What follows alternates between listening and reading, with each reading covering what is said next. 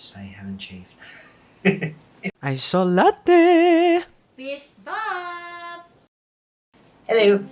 Hi, welcome to the next episode of Isolatte with me, with Bob. I'm gonna start with just a little song I wrote during the situation we are in. We are still fighting through Isolatte. We're fighting through COVID-19 as strong as we can be. And this is something I wrote in appreciation for everyone who has done their part, no matter how big or how small it is. So here, this song is called Corona because of like a better name, but I hope you enjoy. Yes. 1, 2, 3.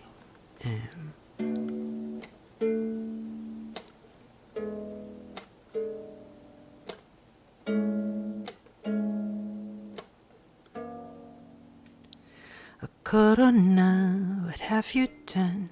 I never asked you to come around. Don't let us play in your merry-go-round. Tribulation. Corona made us come undone.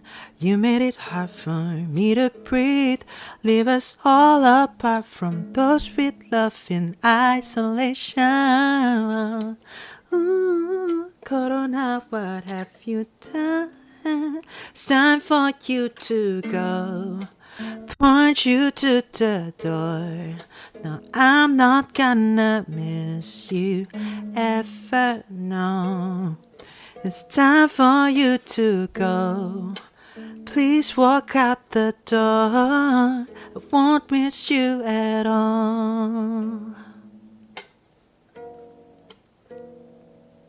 I know there's a silver lining through all of the hand washing. You made us see that we shouldn't take things for granted. No, thanks to all the doctors, health workers and ministers, frontliners and all those who contributed in any way. Your sacrifice will be remembered for all generations to come. Ooh, Corona, what have you done? It's time for you to go. Point you to the door. No, I'm not gonna miss you ever, no. It's time for you to go. Please walk out the door. I won't miss you at all. No.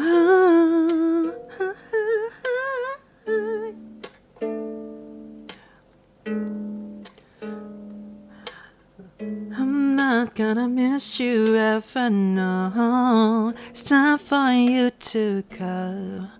Please walk out the door. I won't miss you at all.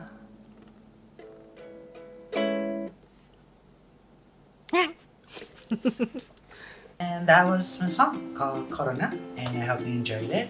Yeah, it was just written just a way for me to express myself in thanks of those who have worked hard for this pandemic. And we salute you and we appreciate everything that you do. Thank you very much. Now, if you haven't done anything or you want to contribute, there's a lot of ways to do it. You should look around and see what you can do to help. Just a little bit can make a whole lot of difference. What I wanted to do today, I did ask in my Instagram, Azrin.official, that I've asked what should I do, or do you have any questions that I should include in all of my Isolatte series. And so one of those questions that inspired this is a question by Amin. Hello Amin, thanks for the questions, and thanks to all of you who have contributed. I have kept a list. It will inspire all my episodes that is to come. Okay, so forward. So this challenge, I call it, I name it a top 5 countdown. So what happens is there, we start from number 5, what is my top 5 in a certain category, and then after that we go down to the last one. So Amin's question is this last one, so we shall keep that as a secret for now. Top 5 countdown. Top 5 foods that you crave. because of the isolation and self-lockdown. So obviously there are food that I crave very much for. I don't have a ranking for them. Let's just say all of them are as equally important because this is food and I love food. First one I really missed or that I'm craving right now is dim sums. It's very hard to find dim sums right now. I can get really picky on when it comes to dim sums. Maybe because I've tasted a lot of good ones as well, and a lot of those doesn't come in Brunei. But there's a place in Brunei that is really good. It's at Empress Court in Humongous. It's all the way to the top floor. There's a really good dim sums. You should give it a try. I do really love how fresh the dim sums are there, and it's really nice. Number 2, what I'm really craving for right now are a plethora of cakes. I love my cakes. I really, it's one of my weakness. One of the cake that I am missing a lot is from cafe called Peony. It's all the way in Korea, and we found it in a way, a bit of research and a bit of by chance. They serve this really good strawberry cake. It's so good. I think the thing about this Peony strawberry cake is that the sponge cake is very light and the cream is heavenly. It's not heavy. When you eat it, you don't feel guilty at all. So you can just eat the whole cake and really do not realize how much calories you've eaten. The third one, something that's close to home, is actually kolomi. Oh my gosh. Why? Because, well, we still have kolomi. To me, when it comes to kolomi, it has to be the specific curly kolomi noodles, and you cannot get, or it's very hard to get it in Brunei at the moment. Most of the ones that I know actually is imported in from, I think, from Nui. I don't know in Bandar, but in KB Town, it's so hard to get a good kolomi now.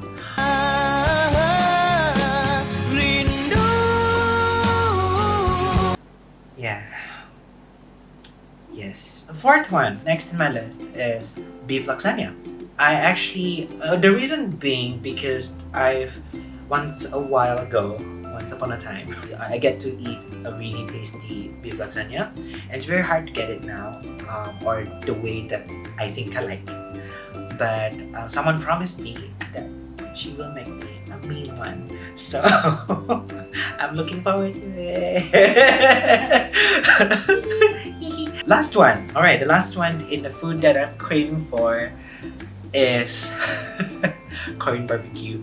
Well, specifically, no, not really. I mean, I do miss a lot of Korean food.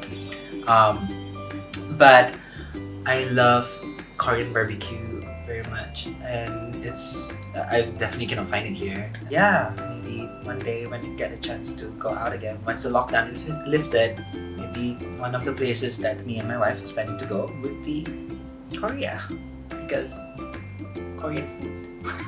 It's life. It's life. Okay, so those are the top 5 foods that I'm craving for. Top 4 Netflix shows. So thank God with quarantine, even before that actually, I do enjoy Netflix a lot. The first one, again, these are not in any order. There's no rankings to this. First one is Castlevania.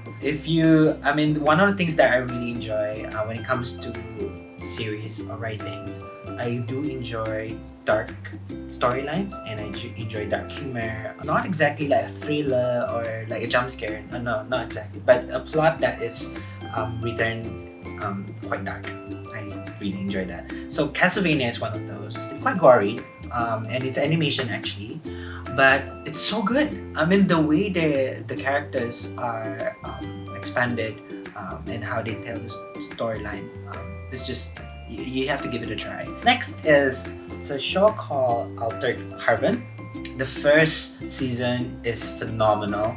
Second season not so, but I really enjoy it. And this is a bit more on the dystopian side and like in the futuristic kind of world. One of the things that I really enjoy in Altered Carbon is how fleshed out the whole environment is. It's like when you're talking about city that's really colorful and bursting with LED lights and stuff like that. The way they do it is they don't skim out the details. So it's really good to see.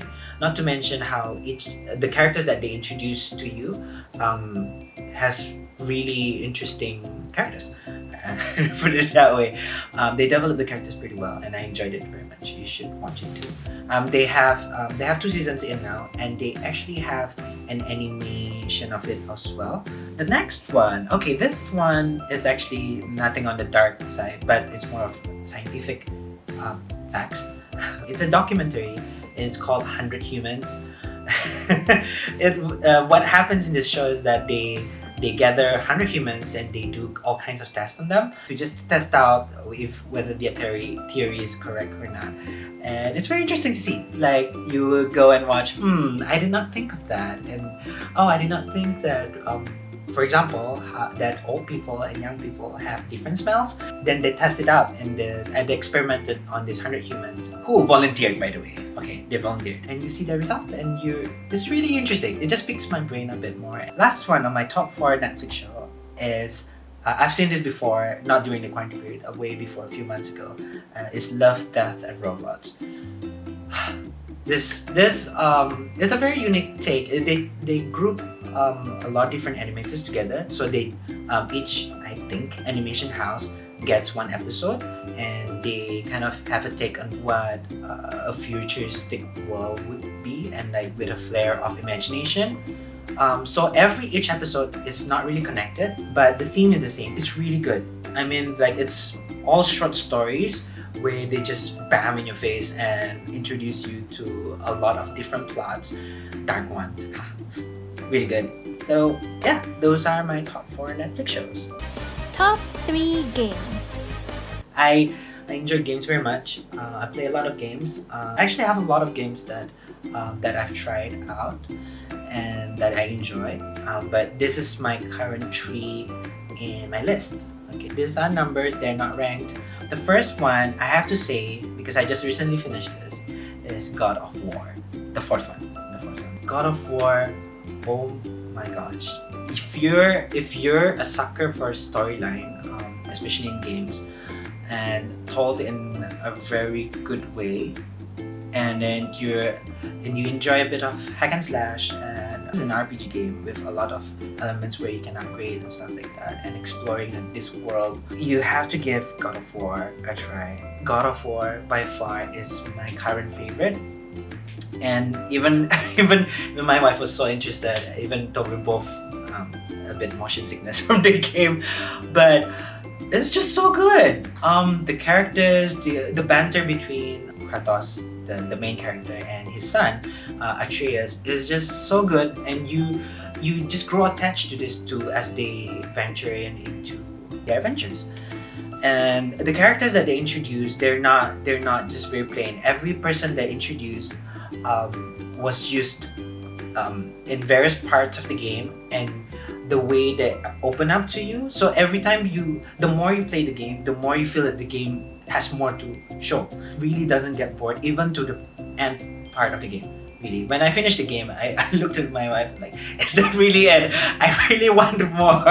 The next part of my list is probably a bit of my bias. I'm a huge Final Fantasy fan. I'm a huge Square Enix fan, and I played a lot of Final Fantasy games. But of course, I'm not going to talk about all of them, but I'm going to talk about a specific one that I play a lot, which is FF14. I played this since uni. I don't know how many years has that been. 5-6 years. And because it's an online game, so they develop the story slowly. The one thing that I really loved about this game is just how true it is to Final Fantasy, and that it's a very talks about magic, talks about this high fantasy kind of setting. I just really love a good story. I think the community is great.